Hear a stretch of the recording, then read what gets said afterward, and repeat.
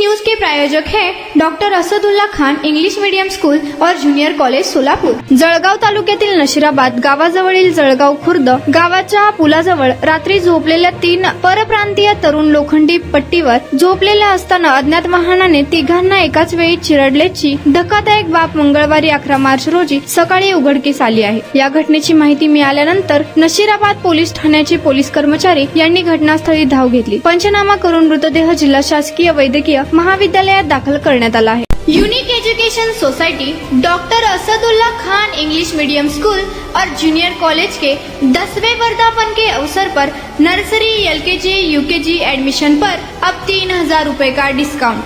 इतना ही नहीं बल्कि ग्रेड 1 और ग्रेड 2 के एडमिशन पर 5000 रुपए की छूट। अधिक माहिती अशी की नशिराबाद गावच्या पुढे असलेल्या जळगाव खुर्द गावाजवळील रेल्वे उडान पुलाच्या बाजूला रोडचे काम सुरू आहे। या ठिकाणी परप्रांतीय मजूर काम करत असतात। मध्यरात्री हे परप्रांतीय मजूर झोपलेले असताना अंधारात काही न दिसल्याने अज्ञात वाहनाने तिघांना जागेवरच चिरडले आहे। ही घटना मंगळवारी 11 मार्च रोजी सकाळी 7 वाजेच्या सुमारास उघडकीला आली। या घटनेची माहिती मिळाल्यानंतर नशिराबाद पोलिसांनी घटनास्थळी धाव घेतली व पंचनामा करून मृतदेह जिल्हा शासकीय वैद्यकीय महाविद्यालयात दाखल करण्यात आला। या संदर्भात नशिराबाद पोलीस ठाण्यात नोंद करण्यात आली आहे।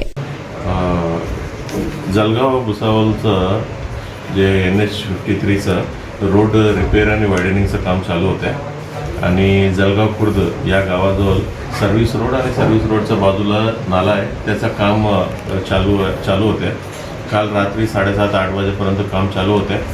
जे त्या कामामध्ये काम करणारे कामगार 7-8 लोक काम केलं, त्याच्यापैकी 3 लोक त्याच ठिकाणी झोपले होते। ते सर्व्हिस रोडला जिथं काम झालं होतं तिथं रोड साईडनं झोपले होते।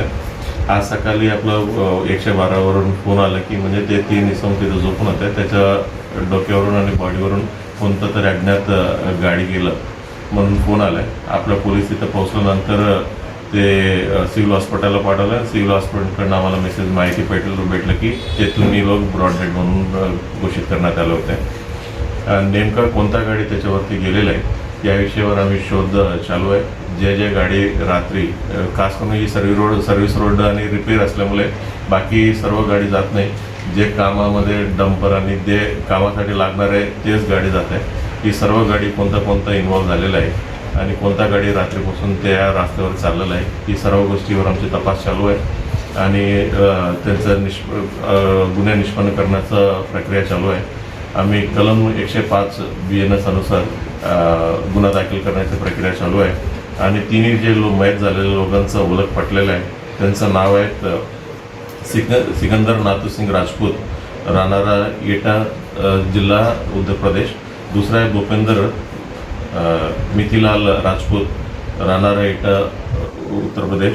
तिसरा आहे योगेश कुमार राजबहादूर, राहणारा खासगंज, जिल्हा उत्तर प्रदेश। असं तिन्ही लोकांचं ओळख पडलेलं आहे। सर फॅमिली सहित होते की फक्त स्वतः कर्मचारी आले होते? कोण ही काम करणारे एकटाच होते, म्हणजे काम करायला तिकडे आलं होतं।